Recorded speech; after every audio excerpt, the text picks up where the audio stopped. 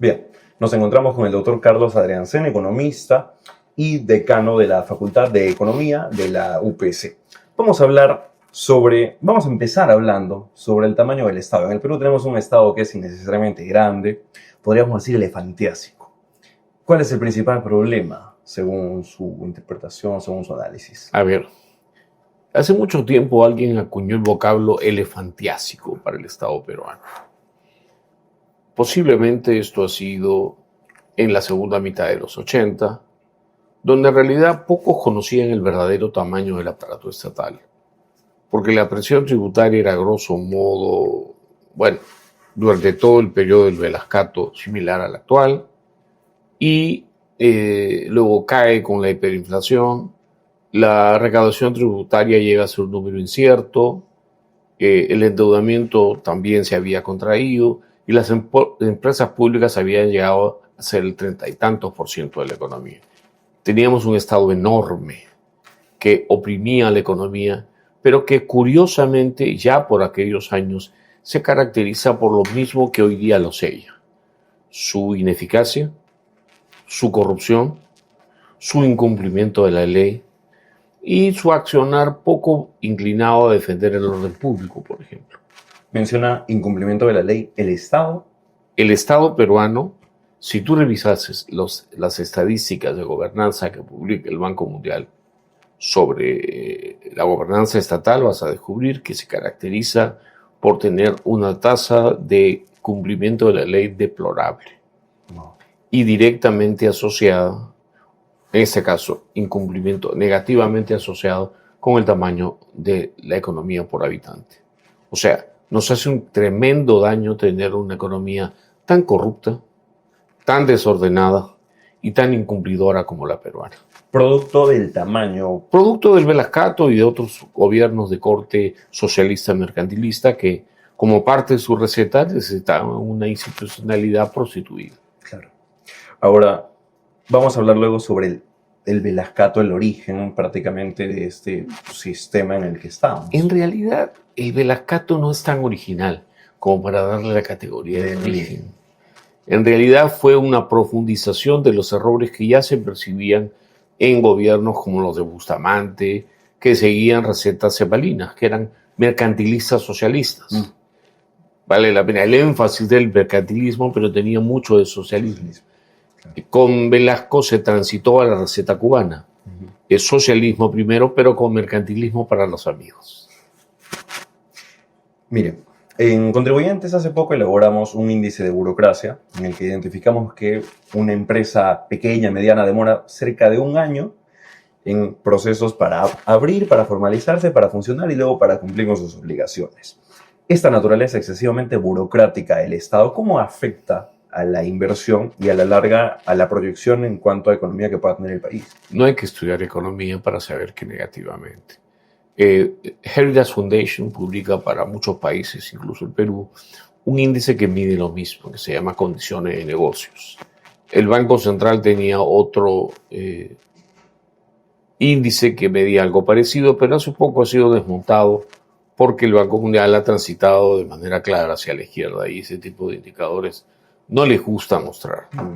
Lo que al televidente de Contribuyente por Respeto le debe servir es que extraer recursos de los privados, de la familia, de las personas, para financiar un aparato estatal con una gobernanza deplorable, vamos a decir así, que se queda con la plata y no da nada, es algo que debería ser tema de prioridad en la discusión nacional.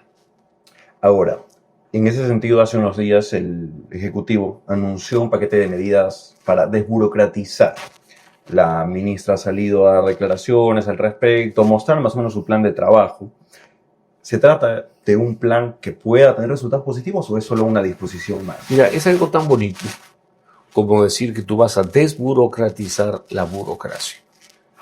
La burocracia, por definición, burocratiza toda actividad en la que interviene, porque hace básicamente lo que su gobierno o sus jefes les dicen. Cuando se dice desburocratizar es simplificar, pero la palabra ya se ha usado. O sea, ahora se dice desburocratización, pero una verdadera desburocratización debería implicar, además de simplificación, reducir la intervención estatal. Y la intervención estatal y regulación es otra palabrita.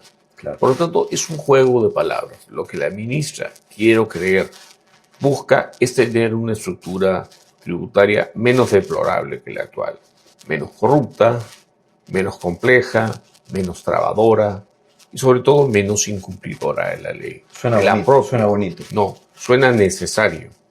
Bonito no es porque cambiar eso es bien difícil. Por ejemplo, para reducir los niveles de corrupción burocrática o controlarla, que es otra forma que se llama lo mismo, debe despedir a cientos de miles de personas en un debido proceso. Entenderás que eso no es bonito. No. Tú debes tener más de un pariente y un amigo que deberá ser despedido porque ha cometido falta. En la burocracia hay 3 C. Uno es los coimeros, los que te piden plata, los coimeados, los que la reciben, y los C por los ciegos, sordos y mudos que ven la corrupción y dicen, bueno, hay que adaptarse a la realidad, es un país corrupto. Lamentablemente, la corrupción es una fuente de desgracia. Explica la exclusión que a su vez se asocia a la informalidad. El crecimiento económico es el principal canal para reducir la pobreza. Y ahora se ha dicho, se estima en el gobierno anterior, todavía con Boluarte, ahora con Gerí, que se va a llegar a un crecimiento de 3.1, 3.2, 3.5. Hace unas 2 décadas casi el crecimiento estaba entre 6 y 8%. Entonces lo que vamos a recaudar o crecer ahora en este 3.1, 3.2% es lo necesario. No. ¿Qué motores tendrían que activarse para poder recuperar un crecimiento como el que se tuvo antes? ¿O no es posible? No, claro que es posible. Esto es tener bien claro. Cuando te dicen que no es posible, te están engañando. Lo importante no es tener un crecimiento de 7%, sino tenerlo per cápita y tenerlo establemente. Es decir, hacer todo lo necesario para que el crecimiento sea alto por décadas. Eso no implica tener un año bueno, ni tener un 3.2, sino tener 7% per cápita durante una generación o 2 generaciones para que veas una significativa reducción de pobreza. Acá en el Perú entrevistan a los economistas preguntándoles qué buena noticia que el crecimiento de la economía fue de 5% un mes. Eso es irrelevante. Eso es como creer que a uno le baja la fiebre de 41 a 40.6. Sigue con fiebre y más le vale que se medique. ¿Okay? A menos que sea vírico. En este caso, el crecimiento, lo importante es que debe ser alto y sostenido. Y para hacer eso, no hay que rezar solamente. Hay que tomar medidas que hagan que, por ejemplo, el gobierno no trabe, que haya mucho más inversión privada. El gran correlato de la reducción de pobreza es el crecimiento del producto por persona, el cual a su vez está asociado a la inversión privada y particularmente a la inversión emblemática. La inversión emblemática es la inversión extranjera directa. ¿Por qué? Porque no solamente trae tecnología, recursos y reglas o requiere reglas sensatas, sino además mueve a la privada. Si Brad Pitt va a una fiesta, anda a la fiesta porque van a haber chicas lindas. La economía tiene que estar linda para que el señor Pitt vaya a esa fiesta con sus mejores ganas. Claro, pero usted habla de un sostenimiento es clave en 2 generaciones. Claro. Pero eso que me dice resulta algo imposible. Es para cómo estamos ahora. A ver, estás totalmente equivocado. ¿No? No, fue posible, es posible. Pero usted lo ve posible ahora en este Yo lo veo posible en cualquier gobierno que haga las cosas correctas.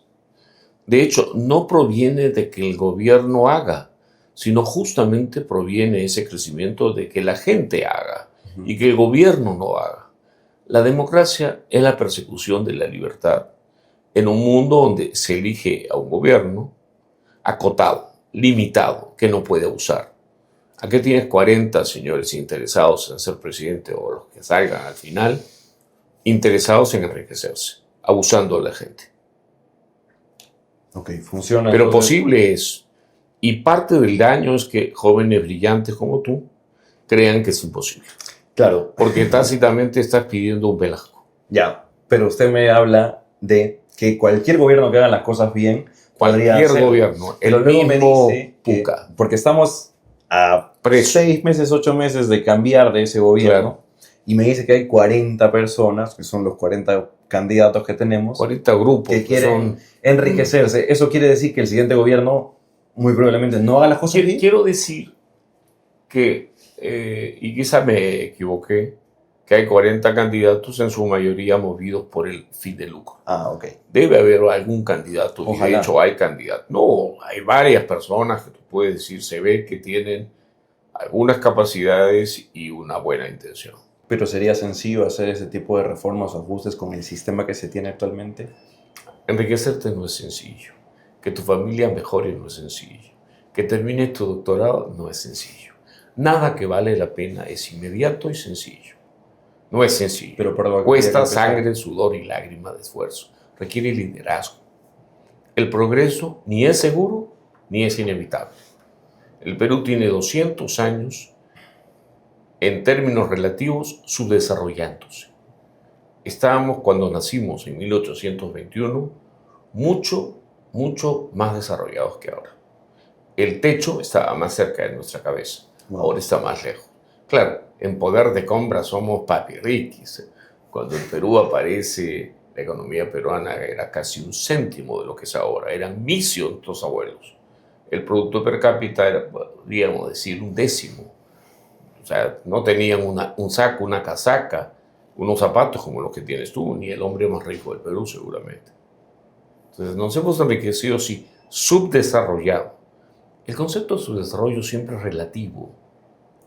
Es decir, es algo así como tú puedes ganar el doble, pero el desarrollado gana 20 veces más. No. Tú en términos relativos te quedaste, eres un viciazo. Aunque para ti esté bien. No, para ti no va a estar bien, nunca está bien que él gane $100,000 y tú ganes 500. Claro. Te va a gustar, vas a querer acercarte al desarrollo. Ahora, hablando sobre gasto, Ujú. el Estado es experto en gastar. Recientemente el Consejo Fiscal advierte sobre unas leyes o ¿El proyectos qué? del Consejo Fiscal. ¿Existía? De vez en El Consejo cuando, de vez en Fiscal cuando se manifiesta. fue una institución creada para hacer valer y cumplir una regla fiscal. La regla fiscal ha sido completamente desnaturalizada. Ujú. Ellos mismos dicen que ya no es una regla fiscal, sino es un ejercicio fiscal. Y en realidad últimamente han habido bastantes cosas raras en la medición y en la performance del mismo Consejo Fiscal. Con Sagasti, con Vizcarra, con Castillo han cerrado los ojos a todo tipo de pachamanca de gasto público. Claro. Ahora que no les gusta el señor Geri, salen en televisión a decir que lo que viene haciendo los gobiernos peruanos desde los tiempos de Humala está mal. Pero se han quedado callados 10 años o más de 10 años. Claro. Así Yo que, al por respecto favor, quería preguntarle de la institución que se llama el Consejo Fiscal. que le deberían cerrar. Dice que el Congreso ha aprobado leyes o estaría para aprobar proyectos de ley que generan un gasto no planificado, Hace 10 años. innecesario. Ya, pero hacen quedar al Congreso como un poder irresponsable. El ¿Lo es? Congreso es evidentemente una institución penosa. Yo solo recientemente he aceptado ser parte del Consejo Consultivo de la Comisión de Economía y yo transfiero a la Comisión de Economía que la gente tiene muy mala imagen del Congreso. Ujú. Han habido muchos abusos. Todo tiene que ver con gobiernos de izquierda que no tienen cuadros y que usualmente tumban gobiernos para utilizar al presidente como piñata. A la señora Dina era una piñata, le metía un golpazo y uno de los grupos que la mantenía en el poder sacaba algún beneficio. En desmedro al Perú. A mí me encantaría hablar de un Congreso con ideas lúcidas, un Congreso que sea enemigo de aquello que produce corrupción, pero lo que tú ves en la televisión es deplorable. Claro. Pero no es el gobierno del señor Geri, ni el de la señora Boluarte, ni el de Castillo. Esto tiene para rato. Desde más o menos. Gran parte de la institucionalidad se prostituye de manera ya fácil de registrar en estos tiempos desde el Velascato, pero antes también había mucha corrupción. Desde que hay cifras de percepción de corrupción, de control de corrupción, las variables que se asocian estadísticamente a estos indicadores de corrupción son tanto la opresión política o la menor libertad política, porque permite abusar, y el tamaño del botín, el tamaño del gasto público. Claro. Cuando tú tienes instituciones prostituidas y vienen a decir, ahora va a aumentar el presupuesto, aumenta la corrupción. En el Perú, por ejemplo, en términos de cualquier indicador de corrupción registrado, es bien fácil responder de los últimos gobiernos por 90 cuál es el que tiene peor índice de corrupción. Y la respuesta es el último. Siempre el último siempre. Y eso va a ser O sea, Fujimori era mucho menos corrupto que los actuales. Y obviamente te genera un revuelo estomacal, pero no soy muy sensible a tu sensibilidad. Yo te digo lo que es. Hablábamos del Congreso y aprovecho para preguntarle qué espera de este Congreso bicameral. Bueno, espero ¿Más gasto? No, yo no utilizaría esto. No. Cuando tú le faltas respeto a las instituciones de tu país, empobreces al país y dañas a los más pobres. Que el Congreso tenga a los congresistas que supuestamente habríamos elegido es una desgracia en sí misma. Pero además, si no lo hemos elegido, como dice el asesor de la fiscal de la Nación, el señor Villanueva, y fue una elección trucha la última, entonces tenemos más culpa por tolerar la corrupción. Okay. La vieja frase es, roba pero hace obra. O mi ladrón es bueno, el tuyo apesta. O sea, ¿piensa que se va a replicar en el Congreso bicameral? No me atrevería a decir eso. Yo siempre tengo la esperanza de que si hablamos claramente del tema, el próximo gobernante sea uno que sea capaz de meter preso masivamente a las hordas de ladrones que hay en el sector público. En el sector público hay héroes, hay enfermeras, incluso jueces y policías que dan todo por el país. En estos días está de moda una película de un héroe peruano, el señor Juan Valer, sí, un militar ejemplar que se inmoló por este país, mientras otros miserables critican lo que este héroe peruano hace. Pero al mismo tiempo hay hordas de gente corrupta e inepta que no debería estar en el sector público. Por ejemplo, después de un debido proceso, si se establece los niños, son congresistas, pero por eso no vas a desautorizar la integridad de todas las congresistas y congresistas de primera que tiene el Congreso Nacional. Pero lamentablemente todos han sido metidos en el mismo grupo. Lamentablemente es lo que te preocupa a ti. Yo te digo, este es pan y esto es heces. Claro. Cambiemos de... Yo no permito que me digan que todos los congresistas son iguales. No, y yo no creo eso. Pero si salimos a la calle... Sí, pero no es lo peor. Si salimos a preguntar a la calle, lo que nos van a responder si sales a preguntar a la calle diciéndole, todas las congresistas son así, te van a decir sí, porque ese día tuvieron algún contratiempo. Y además porque está de moda. Claro. No vas a decir, la señora Echaíz es enormemente capaz, o fulano de tal, o mengano de tal, o el señor que habla es un héroe nacional. Claro. No sé qué tan buen candidato, pero sí es un héroe nacional. Peleó por este país y eso debe ser respetado. No, yo no soy partidario de faltarle respeto al Perú. Ya. Al mismo tiempo, aquel que sea ladrón se le debe meter rápidamente a la cárcel. No demorar tanto como la señora Villarán, con un proceso judicial en el cual la institución, la judicatura, tiene un rol deplorable y la mantiene libre. O la mantiene con la sombra de que sea culpable. Aunque tengo entendida que ella confesó, ¿no? 2 veces, creo. Bueno, y son capaces de dejarla libre. No, pero si se me entendió que generalizo a los congresistas, aclaro que no. Yo soy consciente de que hay muchos que son... Como yo soy medio malvado y yo te voy a decir, sí lo hiciste, generalizaste. No me equivoqué. Cambiemos de institución. El MEF, la SUNAT, organismos dependientes, algunos independientes. En el MEF, en la Contraloría, en la SUNAT, hay funcionarios públicos de primera. Sí. Sí los hay, en el Banco Central de primera. Pero podría poner al señor Barreto o al señor Velarde, con esos cuadros el Banco Central funcionaría bien. No son personas, es una institución. Señor Barreto es un antiguo presidente del Banco Central de Reserva asociado a una pésima performance monetaria. O sea, no son las personas, Claro. son las reglas y es el capital humano. Y hay que en este país, en este momento, defender todo lo que es noble, capaz. Lamentablemente, los indicadores que lo que se estaba hablando, que el Banco Mundial publica en su base de indicadores de gobernanza estatal, son deplorables. Somos africanos, como casi todos los países latinoamericanos. ¿Por qué? Porque se ha prostituido el aparato estatal. Parte del trabajo del Velascato fue replicar el modelo cubano en Lima. No se habla de eso, está prohibido, no está ni en los libros de historia. Pero desde mediados de los 95, que se publican los indicadores de gobernanza, el Perú saca notas jaladas en casi todos los términos. Y la región, hace poco escuchaba a un abogado decir, pero el Perú no es Zambia, no es Uganda.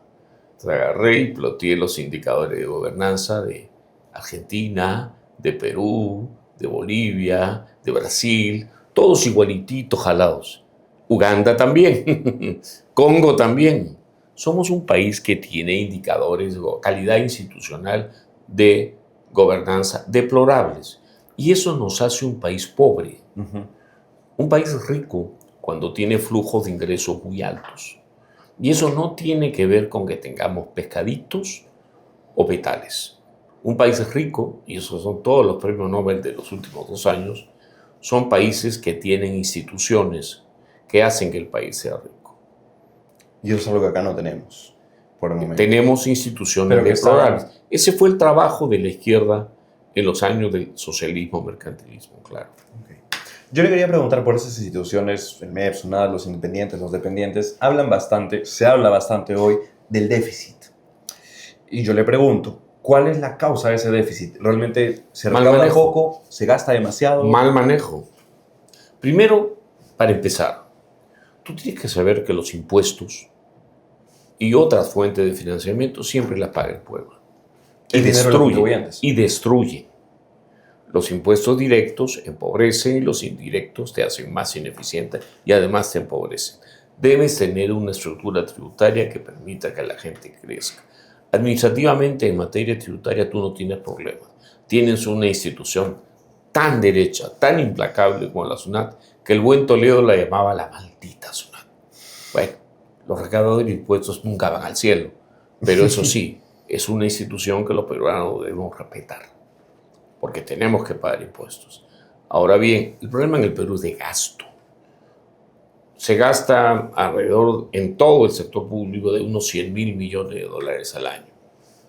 Un gasto tremendamente ineficaz, tremendamente corrupto, tremendamente incumplidor de la ley. Entonces, si me dices, ¿ahora cómo voy a aumentar el presupuesto para hacer? Y otra cosa implica una llamada de atención a contribuyentes para el respeto. ¿Por qué?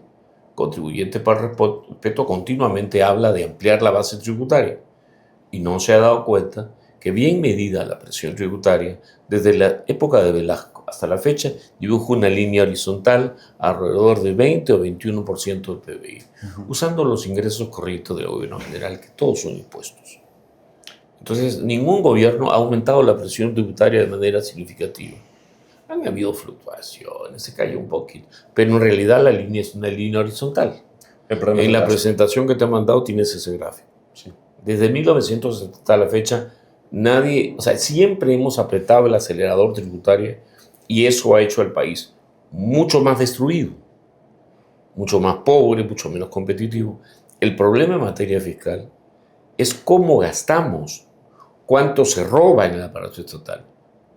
Cuando nos abandonan los españoles, porque no habrás creído eso de que nos independizamos. No, los ingleses hacían subasta de mercenarios, un tal San Martín, un tal Bolívar, tipos nefastos. Y un día los peruanos tuvimos que manejarnos habiendo traído toda la institucionalidad española de Lima. Y bueno, durante un siglo nos parecimos a Marco buscando a su mamá. Como así, había que construir instituciones. Y eran caudillos. Los caudillos saqueaban y duraban poco. Un día descubrimos que había guano en las islas e hicimos un poco de burocracia Y de ahí en adelante nos hemos manejado mal. El reto es dejar la receta socialista y mercantilista, que ambas son prueba inequívoca de fracaso. Tú eres merca, no creces. Eres socialista, no puedes calcular, te vas directo al tacho. ¿Habla de lo merca desde el principio, desde 1800? Desde Smith, ¿Desde antes? Smith cuando habla de la libertad natural como causa de la riqueza de las naciones, pone como ejemplo de la peor desgracia a los mercas, a esos empresarios que hacen negocio con el Estado. Y tú conoces bien esa historia.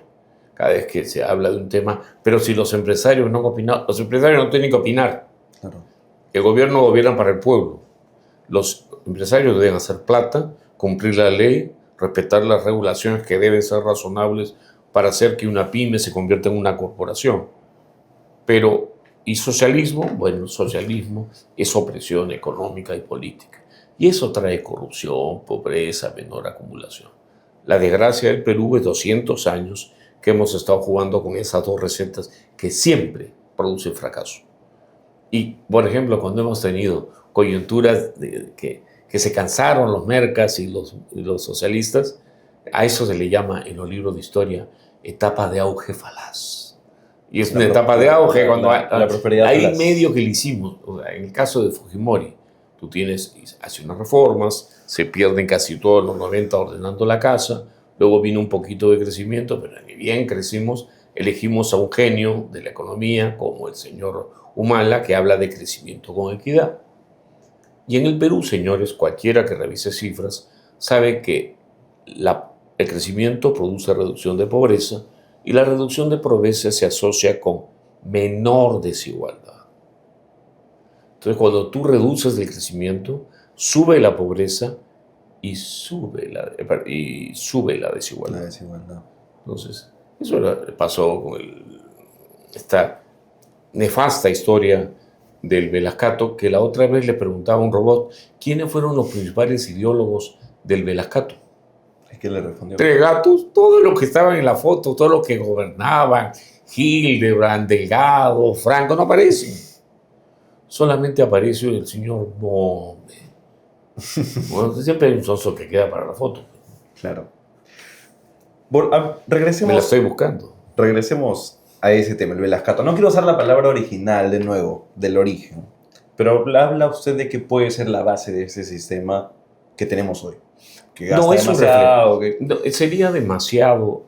En primer lugar, yo no hablo del señor Velasco, que tiene sus propios defectos. Los historiadores que les gusta la ficción, las novelitas, que hablen de Velasco. Yo hablo del régimen de Velasco y de sus cifras.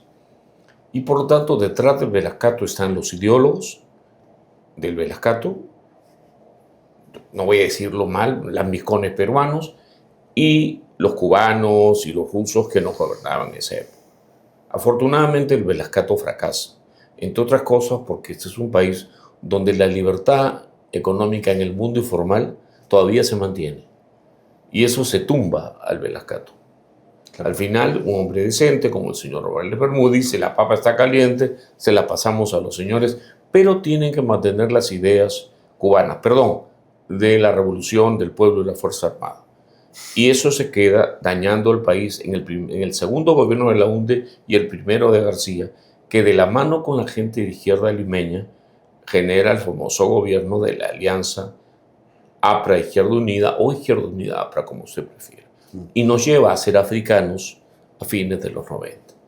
En ese contexto, ya el Perú pasa de un mundo donde los profesores podían jugar en la calle, fulbito, o los alumnos con los policías, a otro en que ya no se puede hacer eso.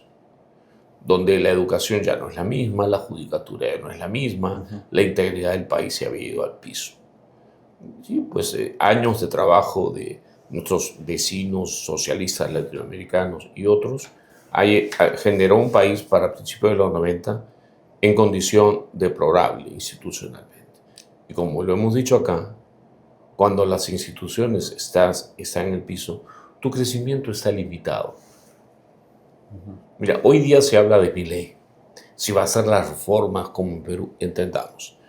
El Perú en los 90 lo que hizo fue una estabilización macroeconómica y reformas institucionales parciales, muy parciales.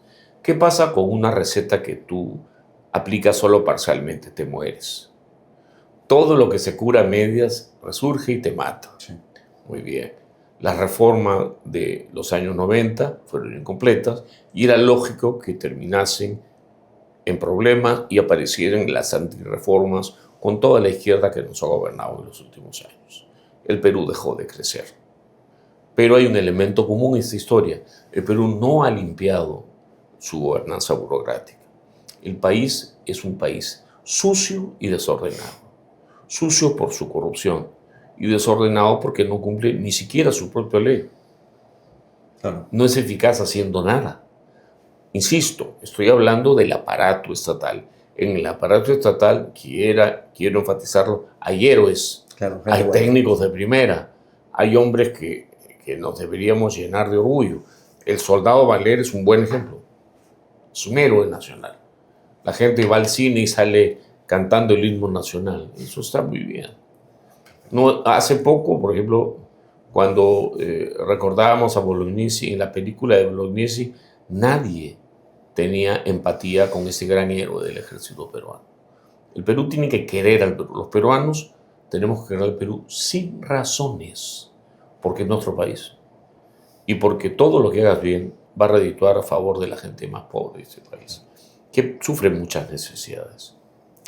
Para cerrar ya, hay una palabra que usó usted, me sorprendió, pero me gustó, que es esperanza. ¿En qué basa esta esperanza?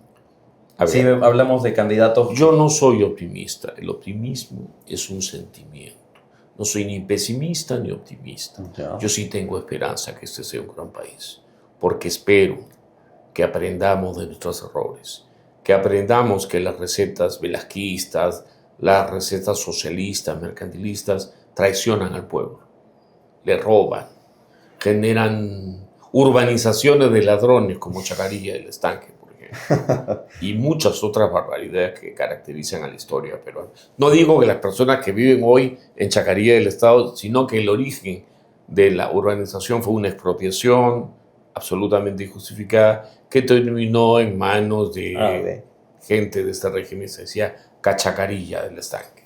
No, esas cosas no pueden volver a pasar porque justamente una institución como el ejército peruano debería ser incólume, respetada, agradecida. Cosa que hoy no... Bueno, es que también ha habido accidentes, pues mucha gente ha ido al gobierno para hacerse rico. Hoy día pasa algo terrible. El señor Humala está siendo enjuiciado por, madre mía. El señor Humala nunca lució un hombre de gran carácter. Mándalo al monte y abandónalo en el monte. Se vuelve loco, ¿no es cierto? Probablemente. Se volvió loco y mató a algunos, ¿cierto? Y ahora lo quieres meter preso. Lo mandas al monte a pelear por ti, por el Perú, y ahora lo quieres meter preso porque en la guerra no tuvo un comportamiento posiblemente, yo imagino, muy sano. Te mando al monte a ti a pelear, ¿crees que no vas a enloquecer? Y los sinvergüenzas que te mandaron sin balas, de abandonado al monte, ahora te quieren acusar. Bueno, hay que empezar a respetar a nuestra gente. Al señor Francisco Bolognesi se le mandó al Morro de Arica y se le traicionó en el Morro de Arica. Al señor Grau se le mandó a una lata parecida a una lata de leche Gloria y hizo correr a todos los chilenos que habían comprado barcos de verdad. Entonces, yo no quiero decir que el señor Humala sea un santo. Aparentemente ha cometido delitos, latrocinio. Pero la parte del soldado que fue al monte no es idílica. Pero hay una obligación moral de no darle la espalda a nuestros soldados. Cuando los mandamos a pelear por nosotros y se vuelven locos en el frente. La persecución a ese tipo de soldados es neomarxismo puro. Y ellos requieren prostituir instituciones. Policía, ejército, universidades, religión. Pero eso es otra historia, otra entrevista. Para otra entrevista, queda pendiente. Bien, ha sido el doctor Carlos Adriancén conversando un poco sobre lo que ha sido la economía en el Perú en los últimos años y lo que podría hacer en el futuro. Gracias, doctor. Encantado.